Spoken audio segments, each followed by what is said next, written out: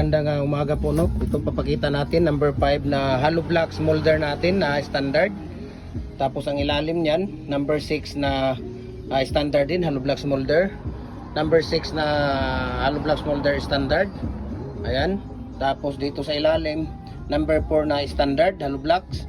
Tapos mayroon tayong lower dyan. Ayan, makita niyo lower blocks.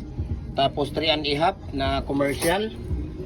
Number 3 inches na single. Ayan, commercial. Number 4 na standard, single din. Number 5 na standard. Number 5 and a half. Number 6 ito na commercial, 5 and a half.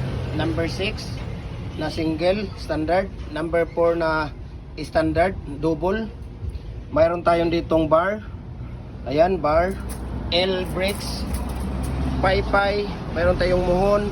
Mayroon tayong number 8 na hollow blocks. Paypay ulit. Paypay pala ito. Yun pala ay candy.